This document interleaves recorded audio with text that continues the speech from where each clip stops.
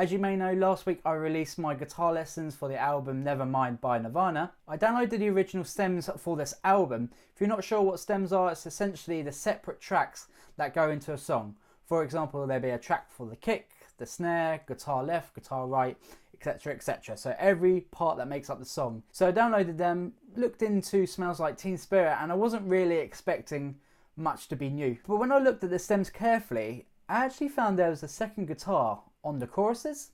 So let's take a listen to the chorus that we know and that we can hear on the original album.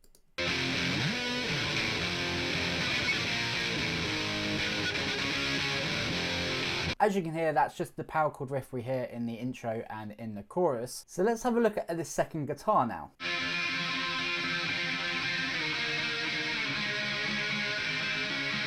So as you can hear, that is definitely not the riff that we've played in the chorus. This is something completely different. So when I saw this, I immediately thought, well, how do we actually play it? What's actually going on here? And I think I've figured out how to actually play it. So I'm going to show you quickly, and there's a reason why it's only going to be quick, how to play this second guitar part. So we're going to place our second and third finger on the 10th fret of the D in the G string. We're going to play it twice.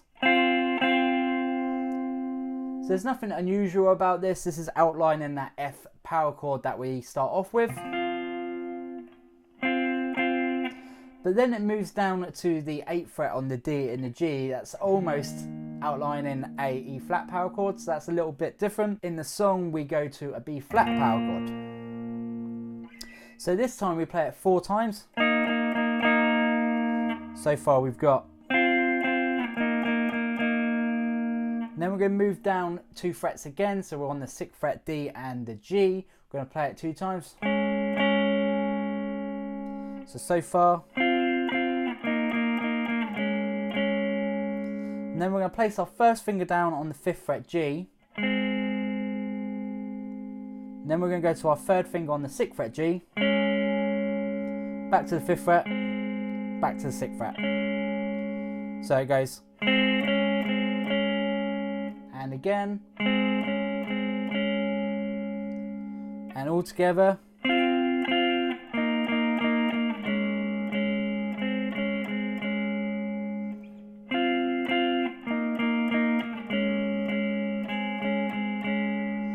So if I now play it to the original track,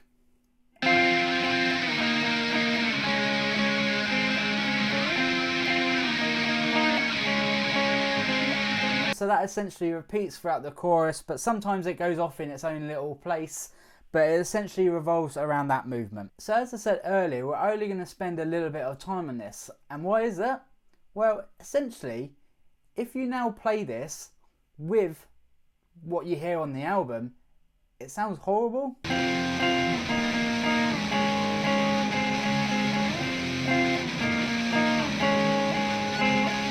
So I'm going to show you how it clashes now by boosting that second guitar up and bringing the main guitars down.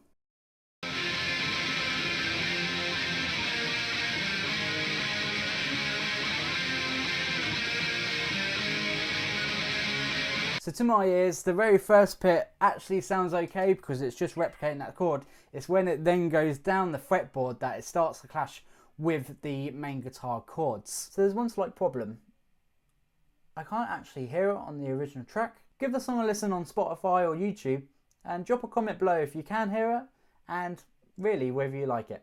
But essentially, I just wanted to highlight this second guitar that people may not know about, and if you really want to play it to the original track and make it all sound clashy and dissonant, which Kurt Cobain pretty much did, then you also know how to do it. A little bit of a different lesson this week, but it's really cool to find these hidden parts in these classic songs that are taught to many students, and there's lots of videos online, and it's just nice to find something new about it. It may not even be new.